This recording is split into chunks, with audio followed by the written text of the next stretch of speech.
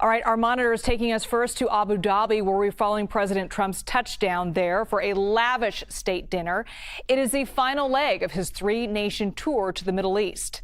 And it was another warm welcome for Mr. Trump upon his arrival for that event. He was greeted by the United Arab Emirates president and a performance by a group of children and adults. The two leaders then stood for the playing of the U.S. national anthem.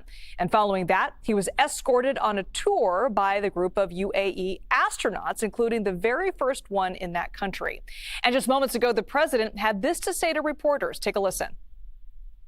I have absolutely no doubt that the relationship will only get bigger and better. Your relationship and mine can't get better, so I can't say it's going to get better because it's at the highest level it can be. But our countries will work together. We've become a very hot country. We were not such a hot country 6 months ago. And now I think we're the hottest country, if you want to know the truth. We had one little indication a year ago.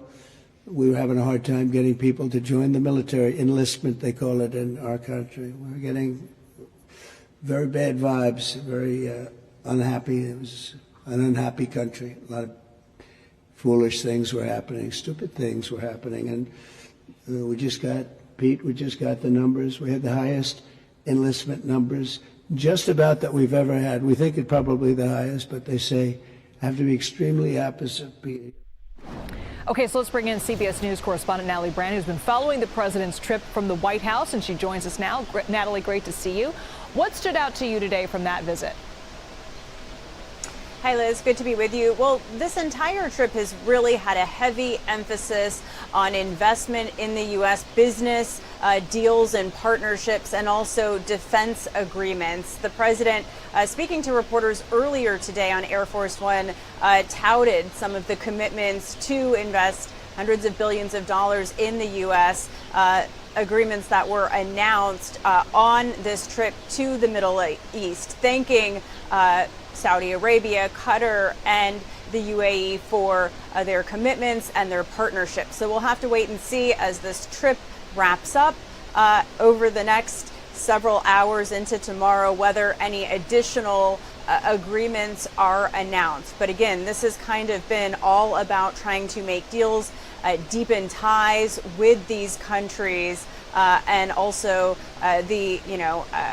what we've seen is business intertwined with the defense national security aspect of this as well, with the Middle East these countries playing such a critical role in countering Iran. And Natalie, we're also watching developments out of Turkey at this hour and potential peace talks between Russia and Ukraine. And we just got word that Ukrainian President Volodymyr Zelensky is a no-show. Secretary of State Marco Rubio commented on this just moments ago. Let's take a listen to that. We haven't been chasing this around the world anymore. I mean, that's already happened. We came because we were told that I was going to be here anyways, obviously, but we came because we were told that there might be a direct engagement between the Russians and the Ukrainians. That was originally the plan. You all heard the same thing. That was not to be the case, or if it is, it's not at the levels we had hoped it would be at. I hope I'm wrong. I hope they have tremendous breakthrough tomorrow if they talk. But I frankly do not believe that we're going to have a breakthrough here until President Trump sits face-to-face with President Putin and determines what his intentions are moving forward.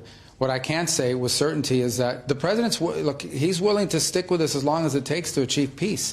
What we cannot do, however, is continue to fly all over the world and engage in meetings that are not going to be productive. Again, I was scheduled to be here anyways because of the NATO summit, and so it just wound up working out that way. But the only way we're going to have a breakthrough here is with President Trump sitting face-to-face with President Putin and determining once and for all whether there's a path to peace, and if so, what it is. So, Mr. Secretary, I don't mean to be glib, but if that's the case, if there isn't going to be any breakthrough or is there any progress that you can make tomorrow, or otherwise, what's the point from your point? We would hope so. Again, the level of team that was sent by the Russian side is certainly not indicative of one that's going to lead to a major breakthrough. I hope I'm wrong. I hope I'm 100% wrong. I hope tomorrow the news says they've agreed to a ceasefire. They've agreed to enter serious negotiations.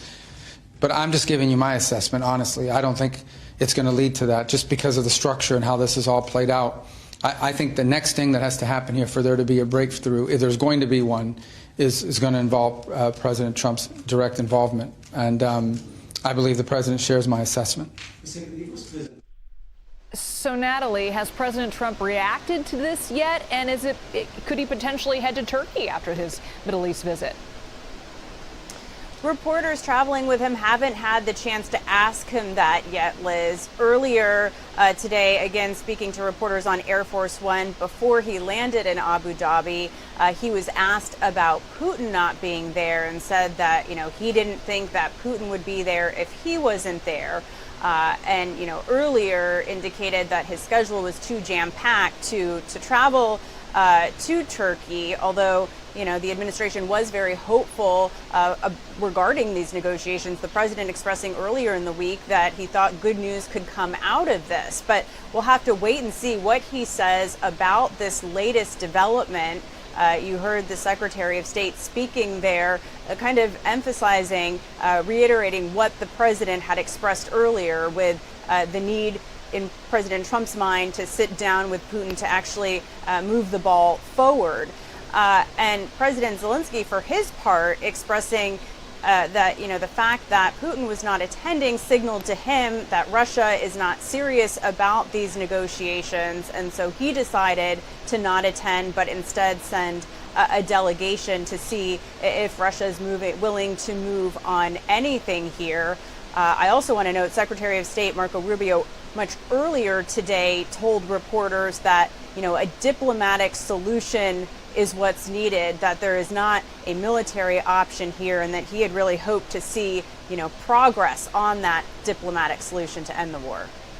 And leaning in more to this trip now to the Middle East, Natalie, what can you tell us about a potential or a possible nuclear deal with Iran?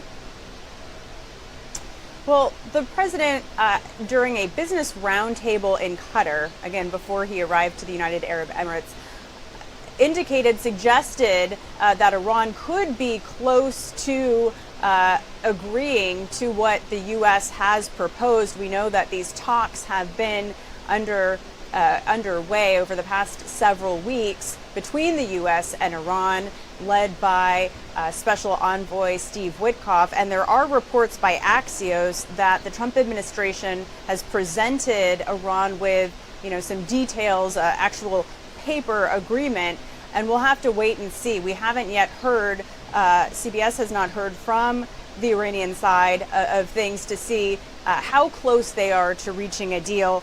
But again, Trump in his remarks earlier said, there's a nice step and there's a not so nice step, and we're hoping that they're close to reaching this deal without having to do the not nice step, alluding to his previous threats of a potential military strike if they do not reach a nuclear deal. He also tried to urge Qatar to influence Iran, since we know Qatar, where he was most recently before this last leg of the trip, has been an important intermediary between the U.S. and Iran. All right, Natalie Brand, live for us at the White House. Thanks so much, Natalie.